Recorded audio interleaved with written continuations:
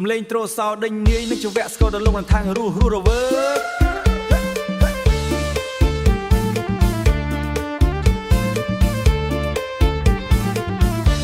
មេឃពណ៌ខៀវសោដេញនាយលើវាស្រែពណ៌បៃតងខ្ចី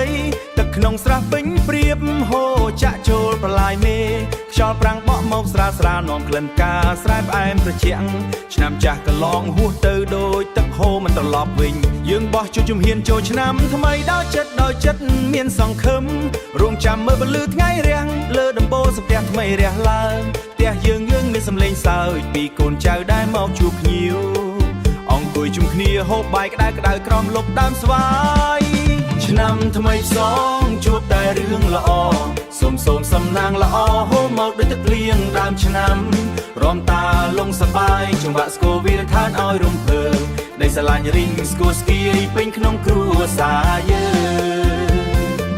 ជួបតែសំណាងល្អពេញមួយឆ្នាំដីប្រពន្ធកាន់ដៃគ្នាមើលផលស្រូវទំពណ៌លឿងទុំកូនតូចពួចកាន់ដៃគ្នាមើលផលស្រូវទំពណ៌លឿងទុំកូនតូចខំរៀនសូត្រសម្លឹងមើលទៅមេឆ្ងាយញើសដែលហូរលើដីស្រែប្រែក្លាយជាស្នាមញញឹមស្រស់យើងសង់សុភមង្គលដល់កម្លាំងដៃទាំងពីរនេះមិនមានមាសប្រាក់វាលៀនតែមានចិត្តស្មោះសររស់នៅតាមបែបអ្នកស្រែតែចិត្តខ្ពស់ដូចភ្នំចិត្តយើងសប្បាយរកអ្វីប្រៀបមិនបានឆ្នាំថ្មីផ្សងជួបតែរឿងល្អសូមសំណាងល្អហូរមកដូចទឹកភ្លៀងដើមឆ្នាំរំតាលងសបាយចង្វាក់ស្គរវាឋានឲ្យរំភើបនៃស្រឡាញ់រីងស្គរស្គីពេញក្នុងគ្រួសារយើង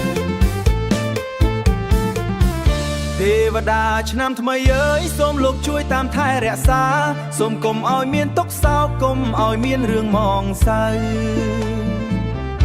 ឲ្យទឹកដីភូមិស្រុកយើងត្រជាក់ត្រជុំសុខសេមកសានសេចក្តីសុខក្នុងចិត្ត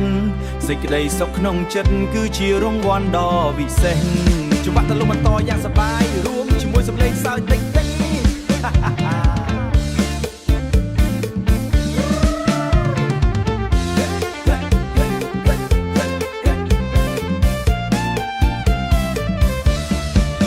ឆ្នាំថ្មីផ្សងជួបតែរឿងល្អសូមសំណាងល្អហូរមកដូចទឹកភ្លៀងដើមឆ្នាំ